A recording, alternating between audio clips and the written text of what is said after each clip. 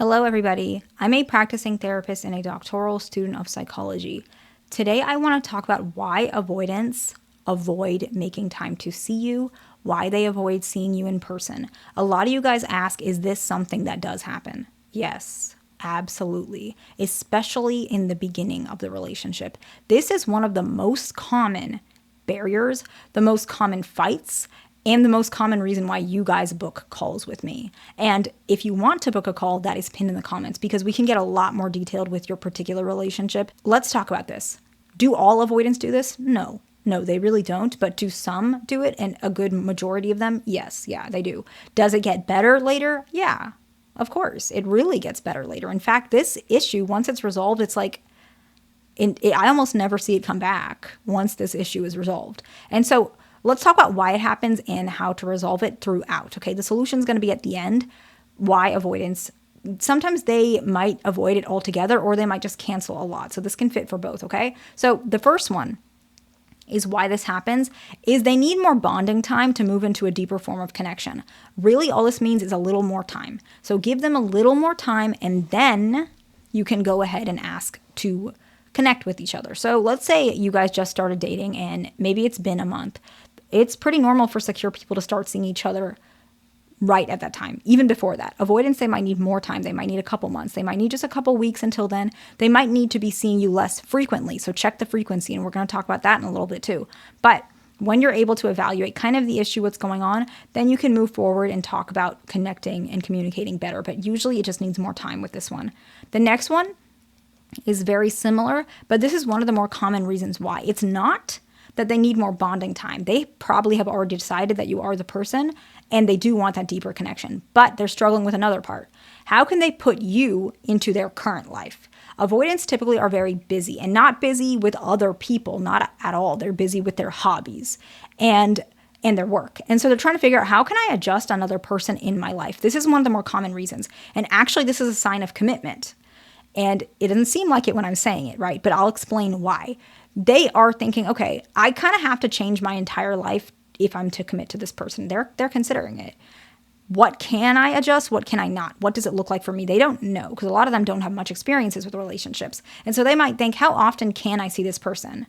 Can I see them once a month? If it's long distance, how often are we doing this? How often are we driving to each other's houses? Are we flying to each other's houses? How do we do this? What are the logistics of this? If it's more often than that, or you guys live closer together, is that something they can commit to? What's going to happen if they cancel? Are you going to get mad at them? Are you guys going to see each other at their house, your house? Are you meeting in the middle? How does this go? And so they're just trying to adjust. So I would suggest with this one, have an open conversation. You can ask, are there any barriers? Is there something you want to talk about? I am open to having a conversation. Normally, if you do that with any of these ones, it will really help. The next one is they want to see you at a different time than you want to see them. We have touched on this channel before because it is one of the most common reasons why this is happening. Weekend versus weekday is the most common. You have no idea how many calls I've had with you guys that this is the issue. So if this is the issue, please understand how common it is. You're not alone. They want to see you on a weekday. You want to see them on a weekend, or they want to see you on a weekend. They want to see you on a weekday. Why? Because it has nothing to do with them thinking you're not important. Avoidants are incredibly specific about their time. They want to see you on a weekday because that's their mind thinking, okay, this is my time where I'm occupied, talking to people, I'm working. And so they can fit you on like Wednesday, 8 p.m., right? Weekend, they don't want to talk to anyone. They want to be alone on their hobbies, doing whatever they do, cleaning, cooking, whatever it is, but with nobody. So they don't want to see anyone on a weekend. But you're thinking they don't like me. That's why they're avoiding seeing me on a weekend. Maybe they have somebody else. They don't, okay? Maybe they don't, it's that they don't like me. Not true.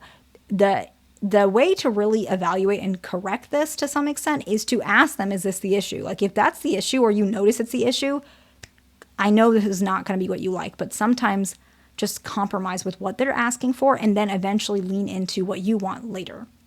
You can compromise with the time. If they want the weekday, go for the weekday and maybe stay a little longer. Try that. Give it a shot. The next one is they're struggling with things in their life and they're afraid that they're going to be unpleasant to be around and they're going to be in a bad mood and then you're going to reject them and you're not going to like them or you're going to think that they don't like you and you're going to accuse them of things and then the relationship will fail. That's obviously likely not going to happen.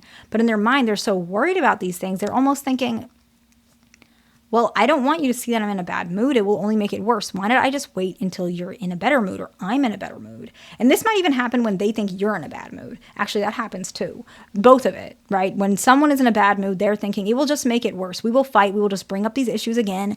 And often they might also feel potentially that you might judge them for their struggles. Maybe they're in a bad position financially. And they're afraid that you're going to think they can't afford the relationship, they're not good enough, you won't like them, you'll think they're not a hard worker. And that's not going to happen, but their parents would say things like that to them. And so they think everybody thinks that way. And so sometimes they're just avoiding you seeing their vulnerability and their flaws and their weaknesses.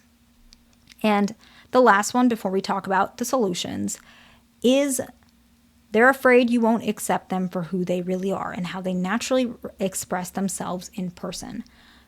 A lot of avoidants are much more natural in person. They're actually better in person. Like they're more communicative, but they're more of their real self. And their real self is more likely to be maybe something that you won't fully understand because you have a different attachment style than them, likely.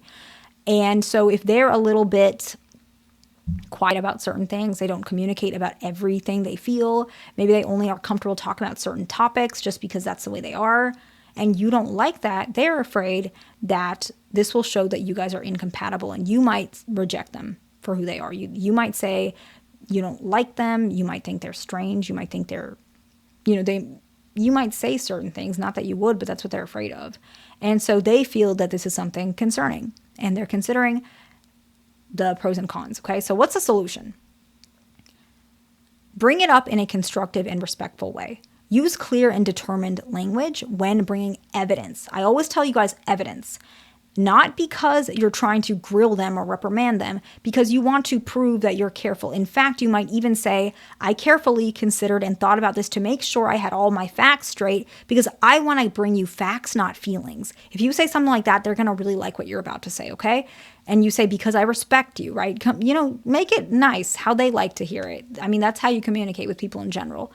You might say, I notice you tend to cancel a lot. I appreciate the time we see each other, but the cancellations have me a little frustrated. Is there a better time? What's the solution to this? I'm not mad at you. I just noticed it's been happening a little bit more often and I want to resolve the issue. I don't mind compromising on my side. You just have to tell me, right? And if they deny it, you can say, I'm not exaggerating. I've kind of kept track of it only because I wanted to make sure that my facts were straight. I noticed it's about 50% of the time you're canceling, and I get it might be something I'm doing. Maybe it's something that we need to figure out. But the only reason why I kept track of it is because I wanted to make sure I'm not communicating from an emotional place. I'm communicating from a logical place. If you say something like that, it will land a lot better. And so, are these things that you guys are struggling with? Because I know a lot of the calls I've had with you guys is something that you guys struggle with. But is it also something that my commenters struggle with? Let me know. If you want to call with me, that's pinned in the comments. And I'll see you in the next one.